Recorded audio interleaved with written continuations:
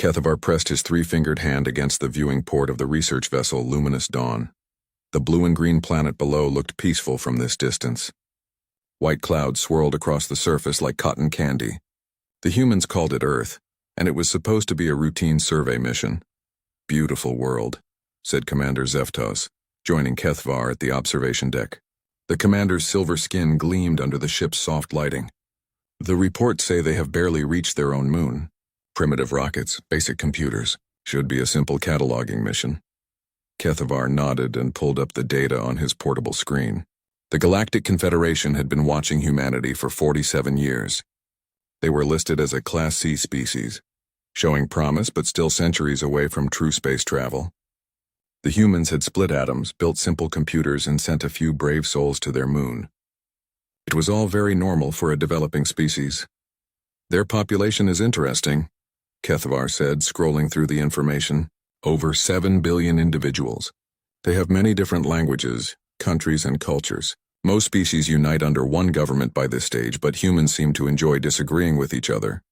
Commander Zeftos made a sound that was similar to laughter in his species. "Yes, their wars are well documented. Quite violent for such a young civilization, though the reports say they have been more peaceful recently." The ship's communication officer, a tall being with blue skin named Veltar, approached them with a confused expression. "Commander, we are receiving unusual readings from the system." "What kind of readings?" Zeftos asked. Veltar's large eyes blinked twice.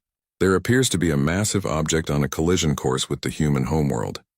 Our computers are still calculating the size, but initial scans suggest it is approximately 1,200 kilometers in diameter." Kethavar felt his heart skip a beat. 1,200 kilometers?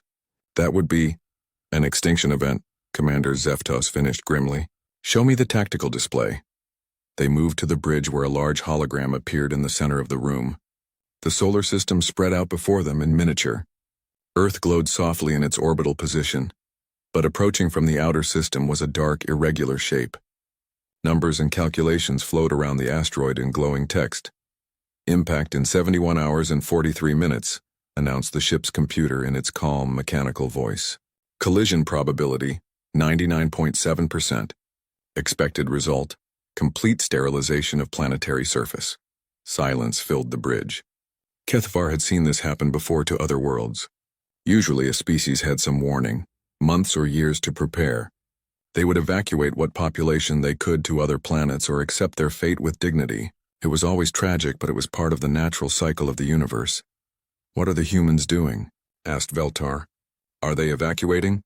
Kethavar quickly accessed Earth's communication networks.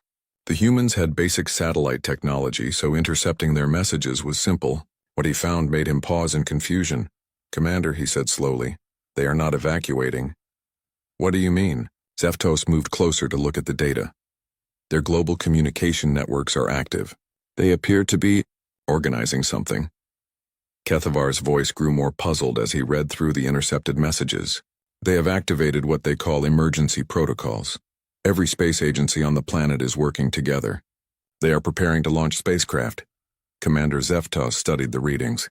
"Perhaps they plan to evacuate their leaders or important individuals?" Kethavar shook his head. "No, Commander. They are loading the spacecraft with nuclear weapons." The bridge fell silent again. Nuclear weapons were common enough among young species, but using them in space was unusual and generally ineffective. "They cannot possibly believe they can destroy an asteroid of that size with primitive nuclear devices," said Veltar. "Our computers show they would need weapons thousands of times more powerful." "Perhaps they do not understand the mathematics," suggested the commander. "Their science may not be advanced enough to calculate the true scope of the problem." But Kethavar was studying more of their communications. He found scientific papers, calculations, and detailed plans flowing between universities, space agencies, and military organizations across the planet. The humans knew exactly how big the asteroid was. They understood the odds perfectly. "Commander, I believe they do understand," Kethavar said quietly. "They know their chances are almost zero. Then why are they not evacuating?" "Where would they go?" asked Veltar. Kethavar looked up from his screen. "They have nowhere to go. They have barely reached their own moon. They have no colonies, no ships capable of interstellar travel. This planet is all they have." The reality of the situation settled over the bridge crew. Most species that faced extinction events had at least some options. They could flee to established colonies or call for help from galactic neighbors. But humanity was alone in their corner of space. They had no friends among the stars, no backup planets, no way to escape their solar system. So they choose to fight, Commander Zeftos said with what might have been respect in his voice. Over the next several hours, the crew of the Luminous Dawn watched in fascination as Earth transformed before their eyes. Cities that had been dark now blazed with activity. Factories that built cars and computers suddenly started producing rocket parts. Ships and aircraft moved across the planet carrying equipment and people. The humans worked with a speed that impressed even the advanced aliens. In less than 24 hours, they had converted their entire civilization into a single, massive war machine aimed at the approaching asteroid. "Look at this," Veltar said, highlighting communication channels on the main display. "They are broadcasting constantly. Music, messages, videos. It is like they are trying to capture everything they are before they die trying," Kethavar finished. The xenobiologist found himself drawn to the human broadcasts. Children sang songs for their parents who were working at launch sites. Couples got married in quick ceremonies before one partner left to join the mission. Old people shared stories and wisdom, knowing they might be the last generation to remember certain things. But what struck Kethavar most was the complete absence of panic. There was sadness, yes, and fear, but underneath it all was something he had never seen in a species facing extinction: determination. "Commander," Kethavar said, "I recommend we maintain position and observe. This situation is unprecedented in Confederation records." Commander Zeftos nodded slowly. "Agreed. We are about to witness either the most foolish or most courageous act in galactic history." As the first human rockets began launching toward the asteroid, trailing fire across Earth's sky, Kethavar realized they were probably about to witness both. The first wave of human spacecraft launched 6 hours after the Luminous Dawn arrived in the system. Kethavar watched from the observation deck as dozens of bright spots lifted off from Earth's surface, leaving glowing trails behind them like falling stars in reverse. "Primitive but effective propulsion," noted Veltar, studying the engine signatures. "Chemical rockets. Very inefficient, but they appear functional." Commander Zeftos stood beside them, his expression unreadable. "How many vessels in this first wave?" Kethavar checked his readings. 47 spacecraft, Commander. Each one carries multiple nuclear devices. The humans call them packages. Based on their communications, each package contains their most powerful weapons. And the crews? Each ship carries between 3 and 8 humans. Kethavar paused, then added quietly, "None of these ships are designed to return to Earth." The silence that followed was heavy. In Confederation space, suicide missions were almost unheard of. Most species valued individual life too highly to send their people on missions with no hope of return. When faced with impossible odds, they typically chose evacuation or surrender, but the humans were different. "Listen to this," Veltar said, patching an audio transmission through the bridge speakers. The voice was female, speaking in what their computers identified as English. "Houston, this is Eagle 7. We are go for final approach. Tell my kids I love them and tell them Mommy is going to kick this rock's ass. Eagle 7 out." The transmission ended with what sounded like laughter from the ground control team. Kethavar found himself disturbed by the casual tone. "She sounds almost happy." "Perhaps they do not truly understand they will die," suggested Veltar. But Kethavar had been studying human communications for hours now. The messages between crew members and their families made it clear that everyone understood exactly what was happening. They knew these were one-way trips. They knew the odds of success were almost zero. And yet, the dominant emotion in their communications was not despair but determination. The asteroid filled the main display now, a dark, ugly chunk of rock and metal hurtling through space. It was scarred with craters and covered in what appeared to be ice. The Confederation's computers had finished their analysis. The object massed approximately 2 trillion tons and was moving at nearly 30 kilometers per second. The humans would need to change the asteroid's velocity by at least 0.003% to avoid impact, the ship's computer announced. Current human nuclear weapons are insufficient by a factor of approximately 8,000. 8,000, repeated Commander Zeftos. They would need 8,000 times more explosive power. Do they know this?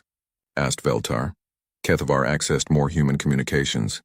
He found detailed scientific papers, calculations from their best universities, and reports from their space agencies. Yes, they know. Their scientists have run the same calculations we have. Then this is madness, Veltar said. But Kethavar was not so sure. As he studied the human plan more carefully, he began to see something the computers had missed. The humans were not trying to destroy the asteroid with brute force. They were trying to change its structure.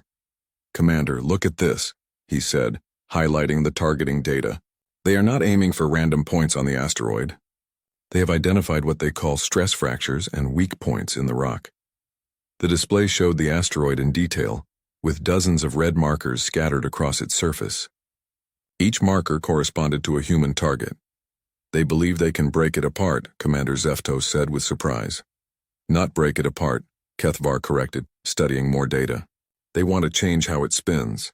If they can alter the rotation even slightly, it might change the trajectory enough to miss Earth. It was still nearly impossible, but it was not completely insane. The humans had found the one approach that gave them any chance at all, however small.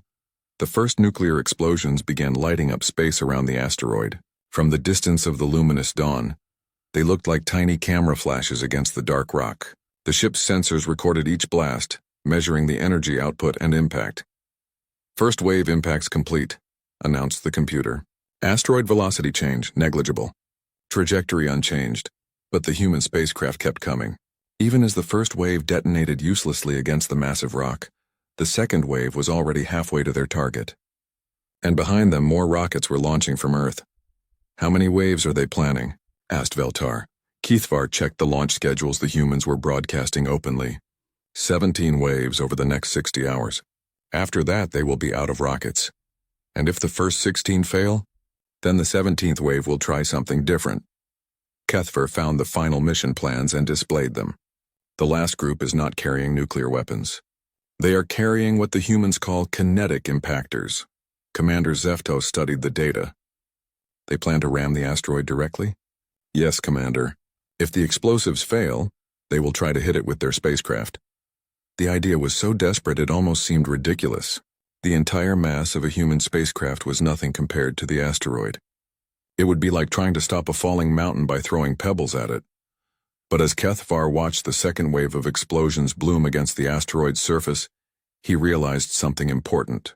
The humans were not just throwing everything they had at the problem and hoping for the best. Each wave was learning from the previous one. Look at the targeting pattern for Wave 2, he said, highlighting the new impact points. They adjusted their aim based on the results from Wave 1. Adaptive tactics, Commander Zeftos observed. They are using each mission to gather data for the next. The human ground control channels were full of chatter as scientists analyzed each explosion, calculated new approach vectors, and refined their plans. Even as their people died in space, they were learning, adapting, improving. Wave 2 impacts complete, the computer announced. Asteroid velocity change 0.0001%.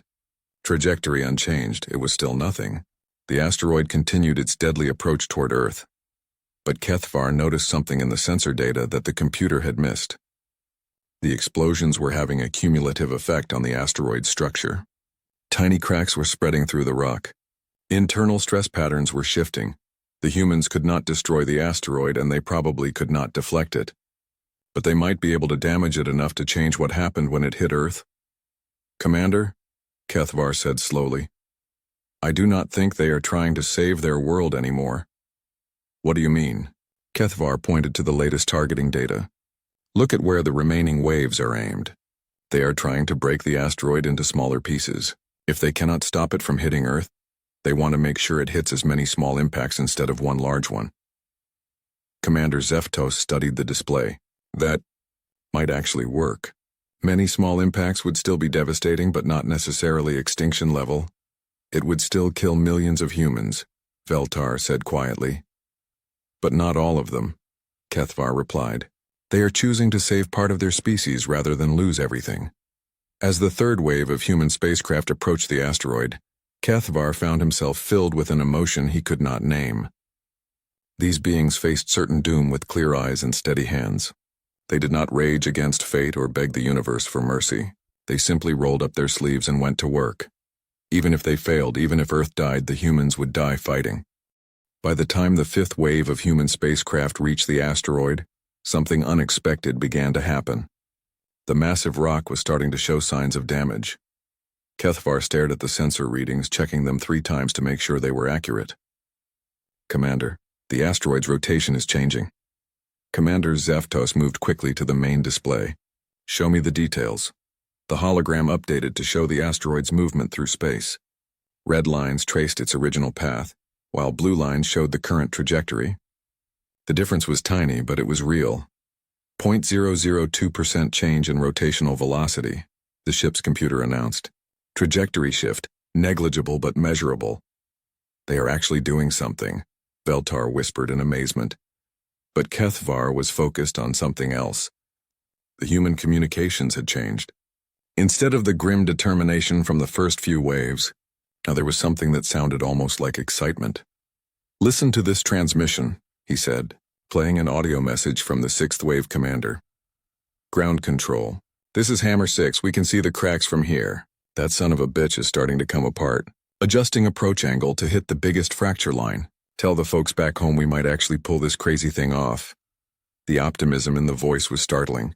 Any rational species would look at the numbers and see that the changes were still far too small to matter. Earth still faced certain destruction, but the humans seemed to draw hope from the smallest signs of progress. "How can they be so positive?" asked Veltar. "The trajectory change is meaningless. They would need 1,000 times more effect to actually save their planet." Kethvar had been studying human psychology files from their long-range observations. "I believe it is because they are making progress at all. Most species would have given up by now when they saw how little each attack accomplished, but humans seem to view any progress as proof that more progress is possible." The asteroid now looked different than when the attacks began. Bright scars marked impact points across its surface. Some of the nuclear explosions had blown chunks of rock into space, creating small debris clouds. The largest crater was nearly 1 kilometer wide. "Structural analysis shows significant internal damage," the computer reported. "Multiple fracture networks detected. However, total mass reduction is less than 0.1%. Commander Zeftos studied the display thoughtfully. "The humans are not trying to reduce mass anymore, are they?" Kethvar shook his head. "No, Commander. Look at the targeting pattern for waves 7 through 10. They are specifically hitting points where the fractures intersect. They are trying to create a cascade failure." "Cascade failure?" "They want to break the asteroid apart from the inside. If they can create enough internal stress, the whole structure might collapse into smaller pieces." It was still a desperate plan with almost no chance of success. The asteroid was held together by millions of years of gravitational compression and mineral bonding. But Kethvar was beginning to understand that humans specialized in attempting the impossible. The 7th wave achieved something remarkable. When their nuclear weapons detonated deep in the largest crater, the explosion triggered exactly what the humans had hoped for.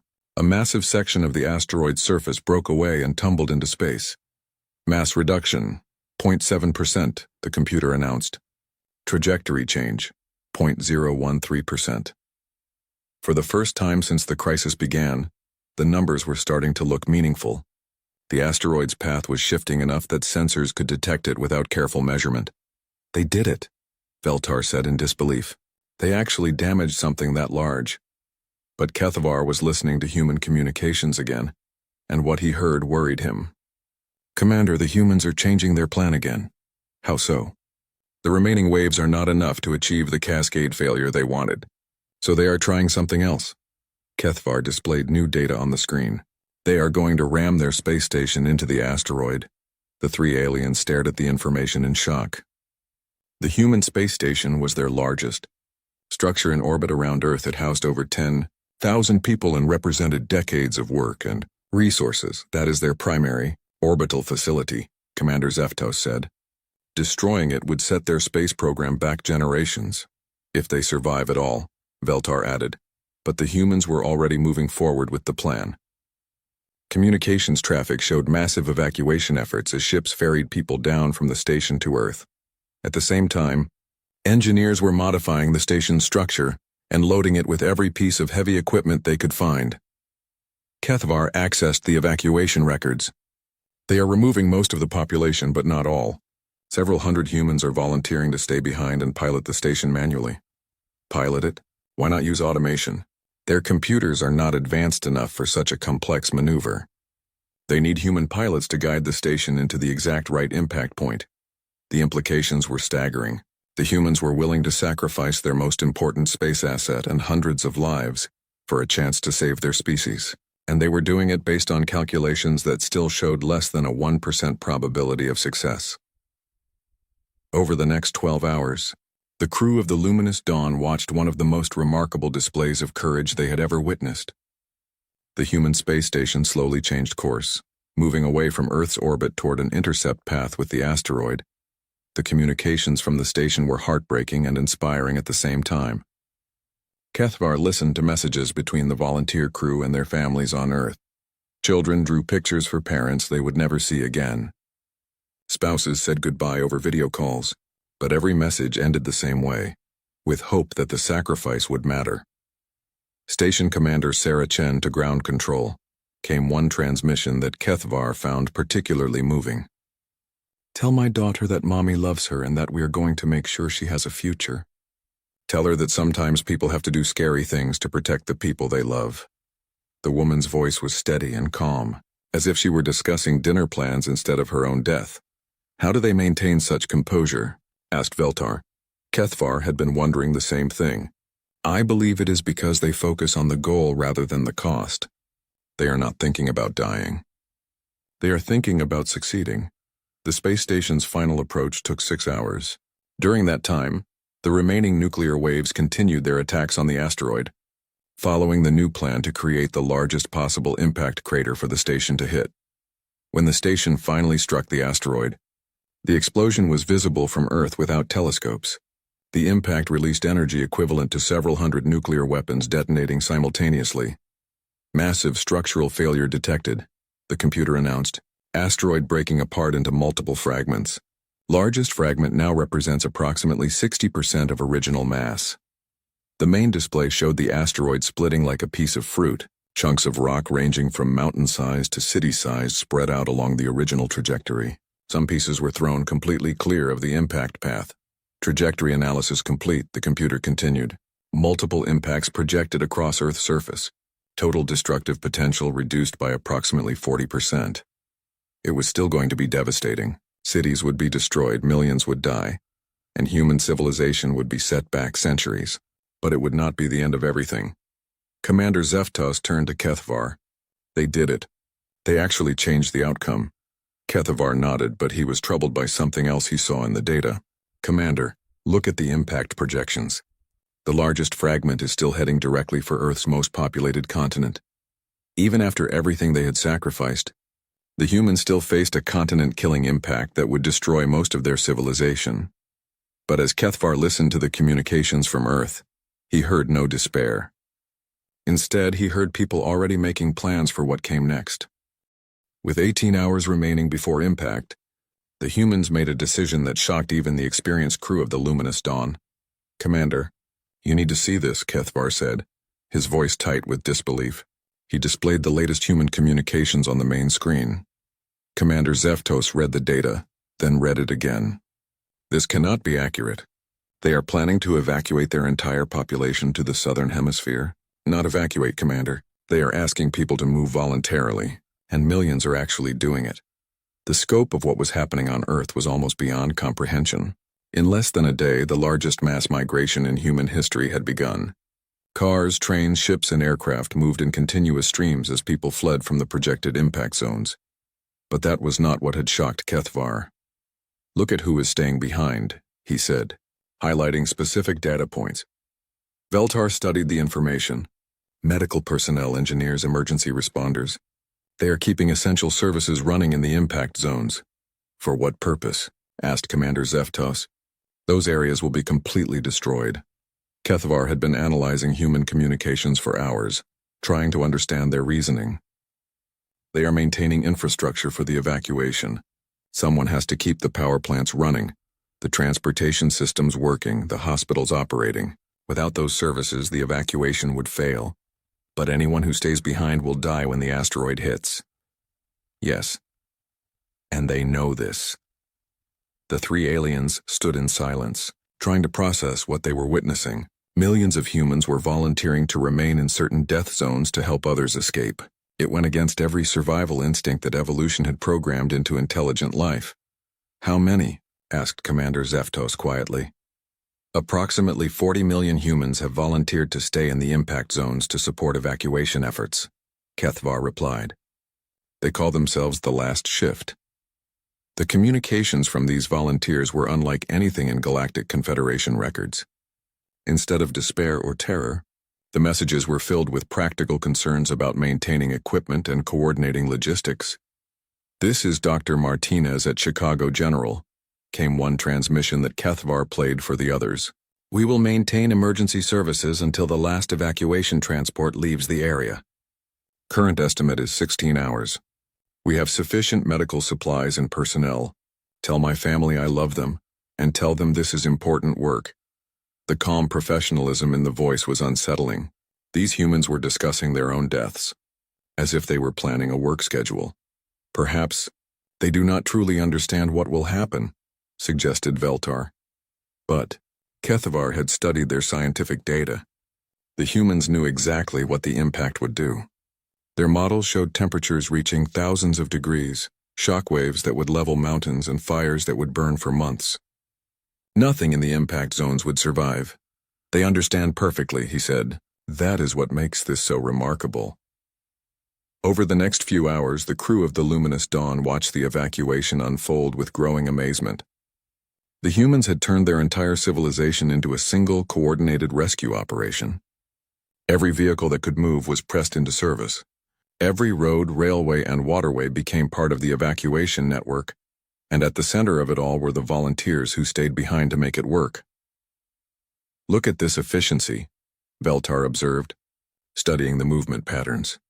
"They are evacuating nearly 2 billion people in less than 20 hours. The logistics are incredible." "It should be impossible," Commander Zeftos agreed. "No species has ever attempted population movement on this scale." But the humans were not just moving people randomly. They had calculated optimal evacuation routes, established supply chains for food and fuel, and created communication networks to coordinate the massive operation. Most impressive of all, they were doing it while maintaining order and preventing panic. "Listen to their public broadcasts," Kethvar said, patching audio through the bridge speakers. "This is Emergency Broadcast Station 7. Traffic on Highway 95 is moving well. Estimated travel time to the safe zone is 6 hours.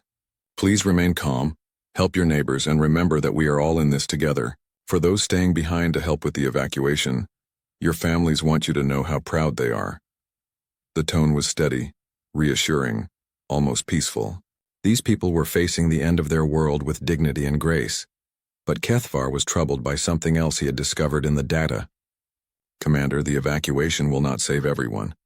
Even if they move 2 billion people, the secondary effects will still kill millions more." "Secondary effects?" "The impact will trigger earthquakes, tsunamis, and volcanic eruptions around the planet. The dust cloud will block sunlight for months. Even in the safe zones, many will not survive the aftermath." Commander Zeftos studied the projected casualty figures. "They know this?" "Yes. Their scientists have calculated that best-case scenario they might save half their population." "And worst case?" 10% survival rate." The bridge fell silent as the implications sank in. The humans were sacrificing everything they had for a 10% chance that some of their species would survive. It was the longest of long odds, but they were taking it. "Why?" asked Veltar. "Why not evacuate their leaders and scientists to other planets? Surely some other species would take in refugees." Kethvar had wondered the same thing, but the answer was simple. "They have no way to contact other species. As far as they know, they are alone in the universe. This planet is all they have." With 6 hours remaining before impact, the evacuation entered its final phase. The last transport ships lifted off from the impact zones, carrying the final groups of refugees to safety. But many of the volunteers who had made the evacuation possible remained behind. Kethvar monitored their communications as they prepared for the end. Doctors secured medical equipment for future recovery teams. Engineers shut down power plants safely to prevent additional explosions.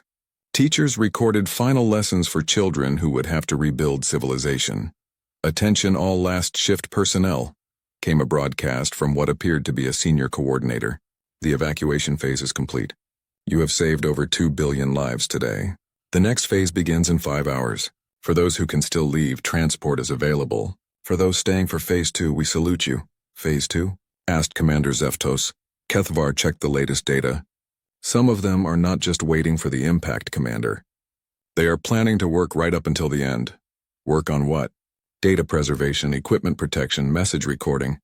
They want to leave as much information as possible for the survivors. They are trying to save their civilization's knowledge. Even facing certain death, the humans were still thinking about the future.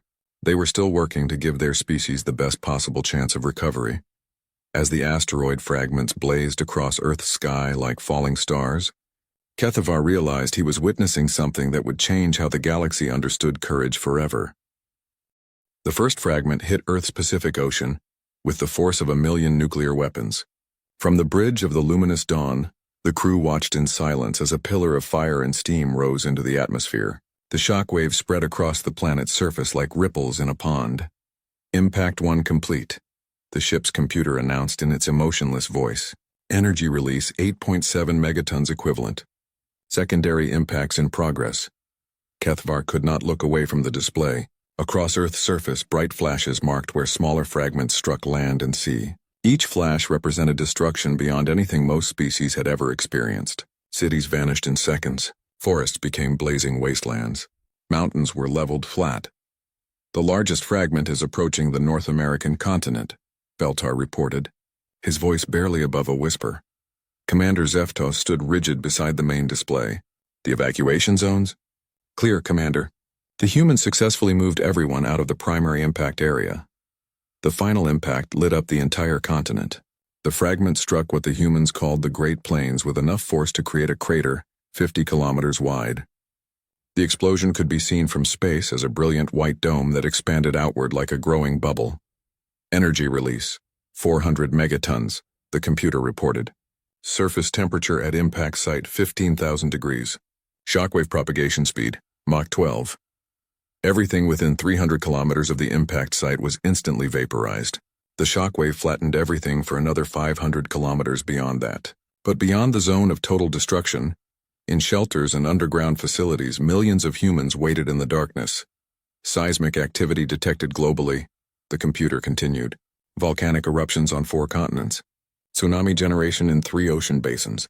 Atmospheric dust concentration increasing rapidly. The planet that had been blue and green when they arrived was now brown and gray. Massive clouds of dust and debris rose into the atmosphere, beginning to block out the sun. It would be months before clear skies returned to Earth. Casualty estimates? Asked Commander Zeftos. Kethvar consulted the data flowing from their sensors. Approximately 4.2 billion human lives lost in the initial impacts and immediate aftermath. The number was staggering. In the space of a few hours, humanity had lost more than half their population. But Kethvar was focused on a different number. However, Commander, approximately 3 billion humans survived the initial impacts. They are in shelters, underground facilities, and safe zones in the southern hemisphere. 3 billion, repeated Veltar. That is far more than any of our projections suggested possible. Kethvar nodded. The evacuation was more successful than even the humans hoped. Their coordination was extraordinary. But survival of the initial impact was only the beginning. Earth's climate had been thrown into chaos. The dust clouds would cause global cooling, crop failures, and ecosystem collapse. Many of the survivors would not live to see the planet recover. Are they responding? Asked Commander Zeftos. Kethvar accessed the human communication networks. Many satellites had been destroyed, but some systems were still functioning. What he found amazed him. Yes, Commander. Emergency broadcasts are already active. They are coordinating relief efforts. The messages flowing through the damaged networks were remarkable. Instead of chaos and despair, the humans were organizing. Shelter commanders reported status and resources.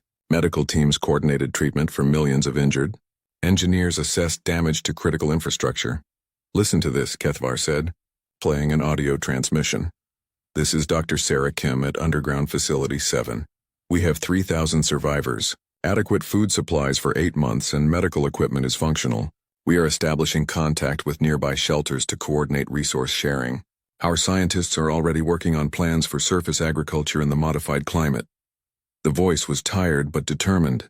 These people had just watched their world end, but they were already planning how to rebuild it. Surface agriculture? Asked Veltar.